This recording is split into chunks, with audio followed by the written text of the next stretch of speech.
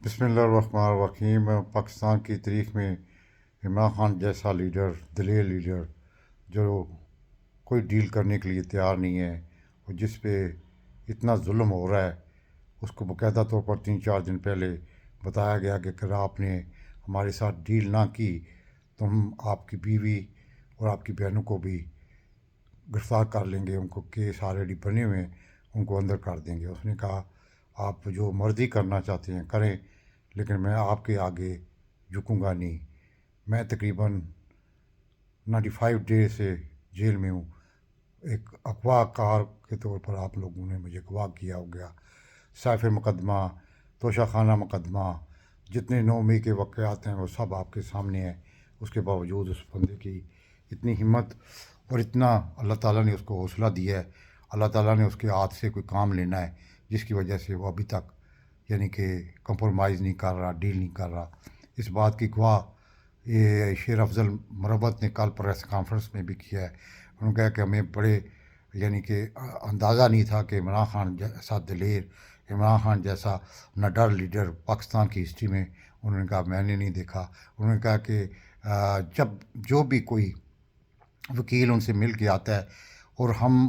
مزید ان سے انکریج ہو کے آتے ہیں، مزید ہمیں حوصلہ ملتا ہے عمران خان صاحب کو دیکھ کے، عمران خان صاحب کی یعنی کہ وہ ہمیں انکریج کرتے ہیں، ہمیں مطلب کہ کرج کرتے ہیں کہ آپ بالکل ڈٹ جائیں، آپ بالکل کوئی کمپرومائز نہ کریں زندگی میں، یہی زندگی کا اصول بنائیں گے تو آپ کو مطلب کہ اللہ تعالیٰ بھی رحمت آپ کے کرے گا۔ یقین کرو افضل مروت کہتے ہیں کہ ہم بڑے حیران ہیں۔ انہوں نے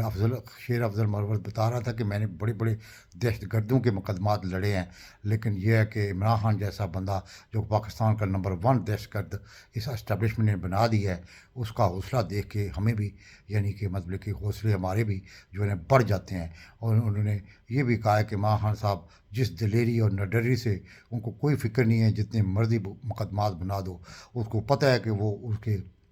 مقدمات سب جیلی ہیں، سب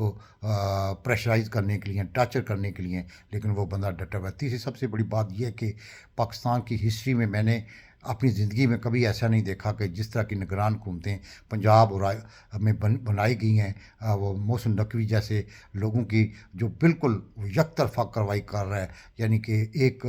پارٹی اس کو نظر آ گئی ہے جس کا نام ہے پی ٹی آئی، اس کو جس طرح اس نے مطلب کہ 9 مئی کے واقعات میں، اس سے پہلے 25 مئی کے واقعات میں اس طرح مطلب کہ ذلیل کیا ہے، جس طرح ٹارچر کیا ہے، جس طرح اس کی عورتوں، جس طرح اس کے مطلب کہ لیڈروں، اس کے کارکنوں پر ابھی تک ظلم جاری ہے جو رکنے کا نام نہیں لے رہا۔ دوسری طرف وہ باقاعدہ طور پر شیخ جیل میمن کے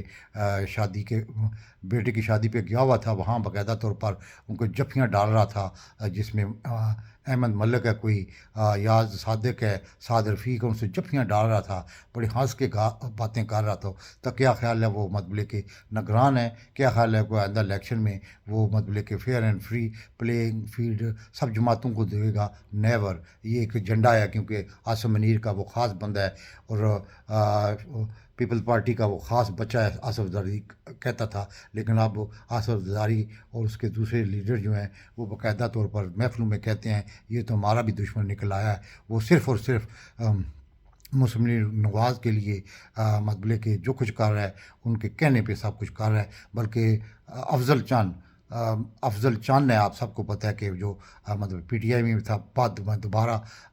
پیپل پارٹی میں چلا گیا۔ اس نے باقاعدہ طور پر یہ آن دی ریکارڈ کہا کہ جتنا ظلم مریم نواز اور نواز شریف نے پی ٹی آئی کے کارکنوں پہ پنجاب میں کیا ہے، اس کی مثال اور اس نے بتایا کہ اپنی تاریخ میں اور اپنی سیاست میں کبھی نہیں اس نے دیکھا جس طرح کا ظلم نواب یہ محسن نقوی آئی جی پنجاب اور سی سی پر لاہور کروا رہے ہیں۔ اور چوتھی سب سے بڑی خبر یہ آ رہی ہے کہ ملک میں باقاعدہ طور پر اب جب سروے سارے اسٹیبلشمنٹ نے کروا لیے ہیں اور مطلب کہ